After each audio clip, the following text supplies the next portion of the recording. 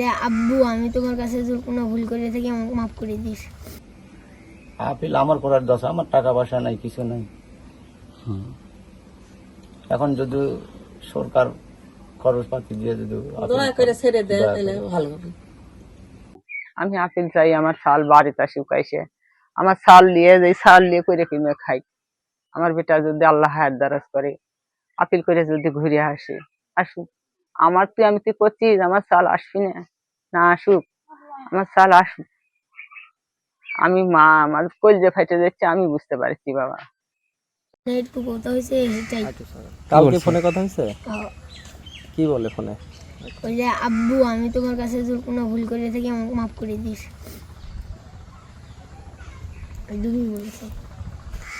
তাহলে তুমি হচ্ছে যে তোমার আম্মা যে আছে, তোমার আম্মার সাথে তোমার কথা হয়েছিল? না, আমি ফোন দেয়নি। ফোন দেয়নি? না। এমনি তুমি এলাকাতে আছো, কেউ ডিস্টার্ব করতেছে না তো? না, আচ্ছা, এখানে থাকো কার সাথে? আমি আমার দাদাদের সাথে থাকি। ওই যে দাদি দাদা আরো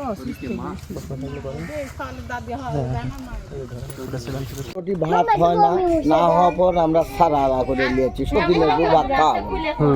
হ্যাঁ, সতীনেবু ভাত খাওয়াবো না। তারপর মেয়ের ফল মনে করেন টাকা পয়সা এনে আমার কাছে ছিল, রাখার পর একটা বাচ্চা আছে এত বড়। তারপর নিয়ে যা মেডিকেলে নিয়ে যায়, আপনার উঁতি নিজে হাতে একটু লেখাপড়া জানে, নিজে হাতে যায় উঁতি চাকরি করলো চক্ষু হাসপাতালে।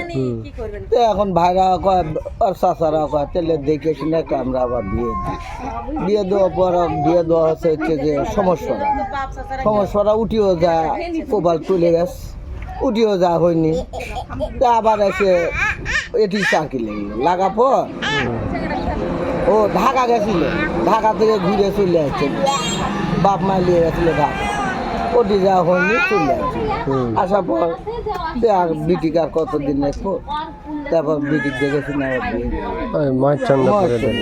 ওরা এসে দেখে গেছে, মেয়ে সাল আমার বাড়িঘর দিয়ে গেছে। দেখার পর আবার যা মনে করেন যে আমরা আবার ওর বাড়ি গেছি, যা ওটি একটা ব্যাগ রিপোর্ট ছিলেন সে না চোর। তাহলে কেউ কোনোদিন বিটি বিয়ে দিবে ওটি চোরের কথা, আমরা ওটি দিয়ে ঘুরে চলে আসছি। আসার পর 4-5 দিন পর এটি একটা ঘটক বার আছে, করছে তীরের যাওয়া লাগবে। আমরা 3 হুন্ডা নিয়ে চলে আনো, 6 জন লোক তীরে যাওয়ার পর হচ্ছে যে আমরা সন্ধ্যার দিকে ঘুরে আসছি। অনেক ডেট দিব যে আমরা অমুক দিনে আসেন, ওটিও যাই চা নাস্তা দিছে আমার। খাওয়া দাওয়া করার পর আমি আবার মহাচন্দ্র বিটি দিয়ে দিছি।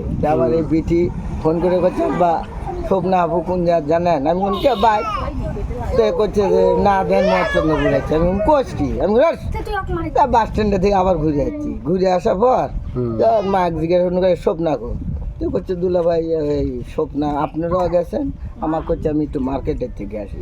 আর ওই যে টয়টোগুলা ভাই নিলে হাত কোয়াল নিয়ে চলে আসে। তার থেকে কোনো পরিচয় মানে একাই চলে গেছে? একাই চলে আসে, তার থেকে ব্যবসা ছাড়া আর কোনো পরিচয় নেই। হ্যাঁ, কার্যকর ফাঁসির রায় যাতে, হ্যাঁ কার্যকর, হ্যাঁ এতে সবাই খুশি। হ্যাঁ, আমরা সে পক্ষে। হ্যাঁ, সবারই তার জন্য কোনো রকমের ছাঁট না পায়। হ্যাঁ, আমাদের মা বোন ছোট বাচ্চা স্কুলে যাবে, এখানে যাবে, কোনো নিরাপত্তা নাই। আর প্রভাবশালী হবে, আর সেটা টাকা পয়সার বিনিময় হোক আর উকিল দেওয়া হোক, দেবে হোক, তারা ছাঁট পাবে, এই ধরনের জন্য না ঘটে।